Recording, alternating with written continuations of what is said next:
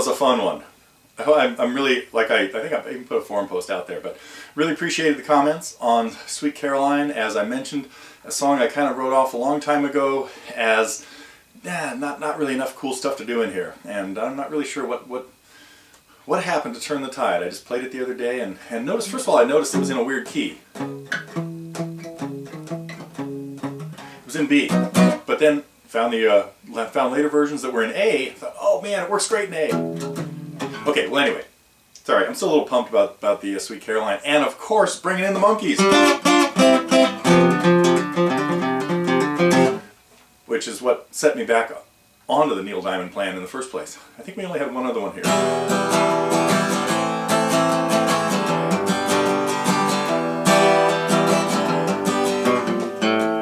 Anyway, why am I here? I'm staying under 10 minutes today. I'm going to try to keep it to 5. So I'm going to go through what happened today. It is Friday, oh my gosh, it's November 22nd. Infamous day in American history, of course. And yes, I'm old enough to remember where I was. School, of course. Anyway, let's see. Oh, I'm only going to talk about one other thing kind of related to things going on the forum, and that's going to be the A shape of bar chords and some... Why you should learn it? Oh, because of songs like this.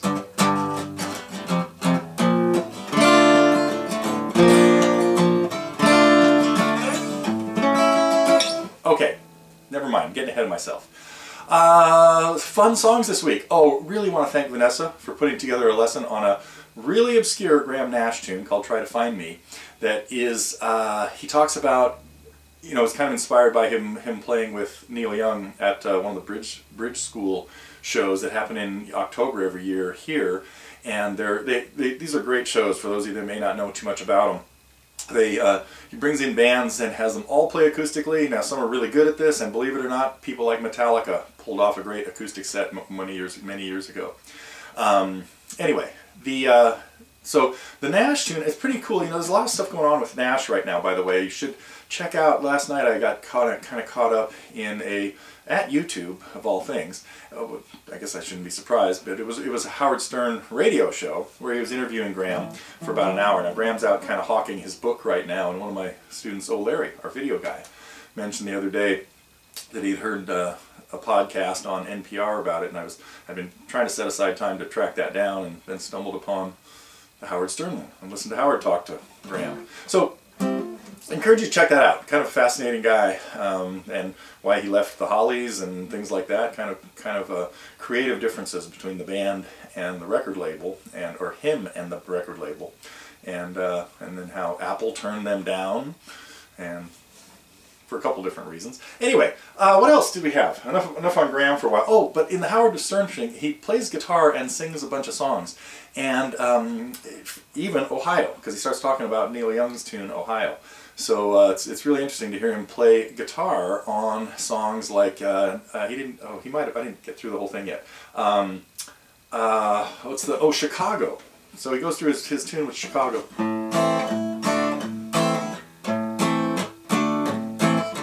Gotta be minor, I guess. I don't remember how exactly he played it on guitar. I wasn't paying attention, but his guitar playing, he could really benefit from some time spent at Totally Guitars. Shh. Oh, never mind. I didn't really say that or mean it. Okay, what else? That's it. I gotta run through the rest of the stuff. Another song I kind of wrote off a long time ago as not enough teaching moments in it. And then as I played it, I thought, wow, what a great time to work on playing with all your fingers. Had some interesting little chords. So the Classics 4 might get to their other 2 hits somewhere down the road. We'll see. Interesting chord progressions. More interesting chord progressions to both of those. Although one of them is much like this.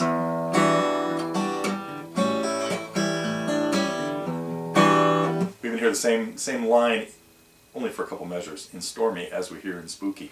Let's see, we had, you guys got to see a fly on the wall of our IGC member and now visible Target member Kurt, who came by a few weeks ago to pick up a guitar stand that he'd left at the camp. But I think there's still a little bit more. I haven't finished going through that whole lesson. There's some other, we talked about some other cool stuff. So more from Kurt in the near future. let's see, we had a bunch of acoustic snapshots. Another one from Doug called Second Chances. One from Dave that was just kind of a little improv or something that he was kind of under construction that didn't have a name yet. Naming instrumental pieces is kind of a tricky thing. It's, of course, as you know, I have a lot of instrumental pieces, and sometimes usually the names kind of come. They just come along with the song as it's working. But I've had a few that went through a lot of different names. Matter of fact, I think last week I played a little bit of this one. It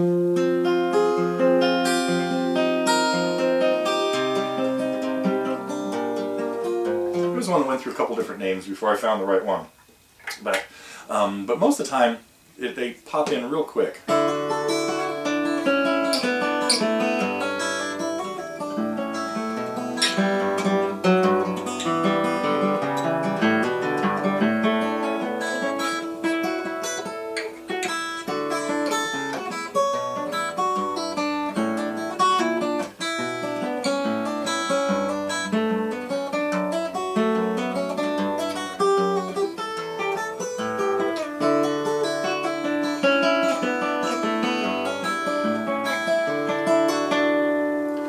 Now that was one. There's a lot more to that song. Just that was just an introduction. Uh-oh, and now I can't remember what it's called. It ended up becoming called One Step Beyond. The next part went... Oh, wrong key.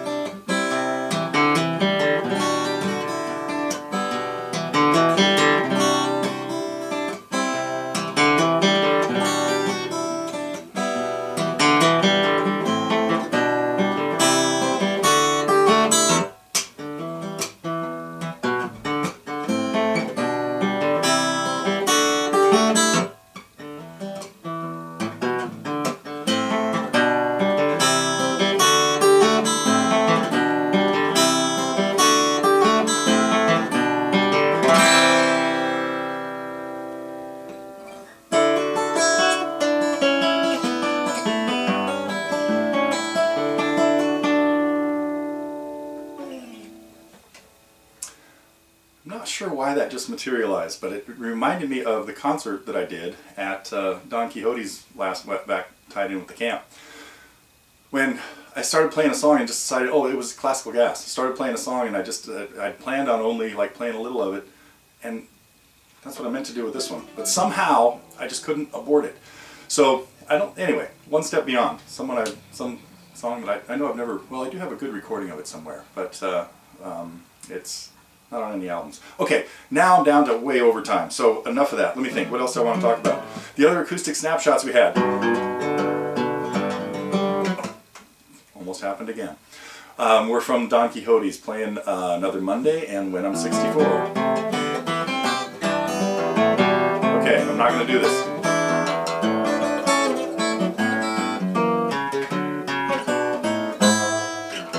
Very cool Renborn piece.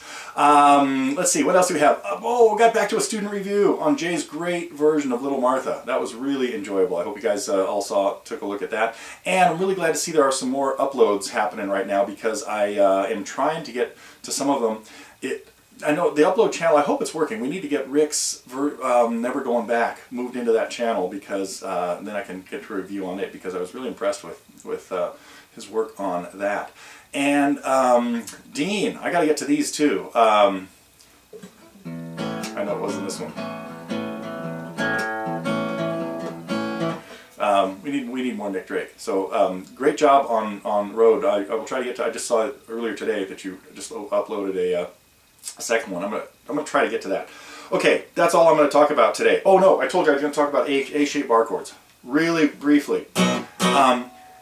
Do not just bar 5 strings for about 3 reasons. One is you don't have as much strength in that part of your finger as you do down here. The other, though, is if you're going to use the 6th string, can always be used as an alternate bass note for any chord that has the root on the 5th string. If you're playing a C chord, you could be doing this in the bass. Or if you're playing B7. So in that, when you're playing an A shape of a bar, you do want to have the 6th string available, but just like on a normal C chord or an A chord, you're trying to avoid it. You don't want to hear this. When you play A, you want to hear this, but it wouldn't be bad to hear this.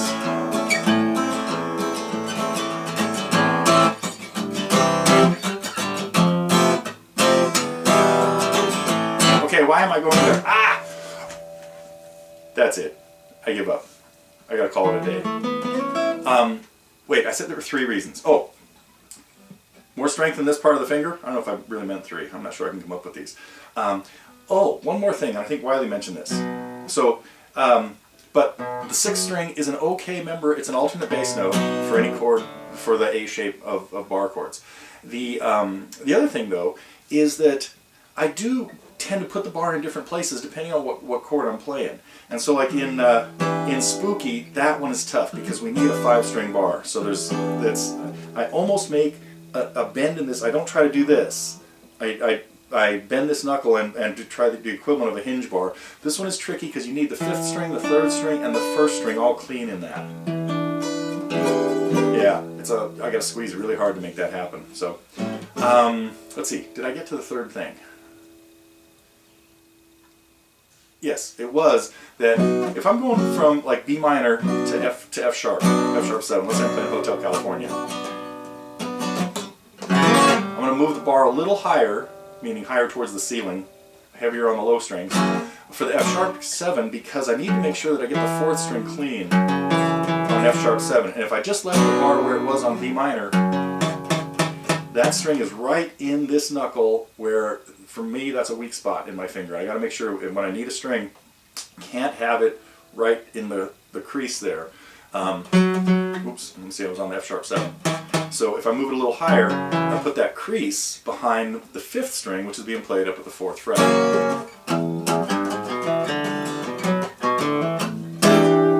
Okay.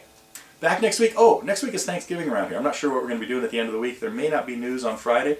Maybe we'll do it on Wednesday. I'm not sure yet. We'll see. Or maybe we'll just skip the week and pick it up in December. So, wishing everybody a happy Thanksgiving. And once again, too long. See ya.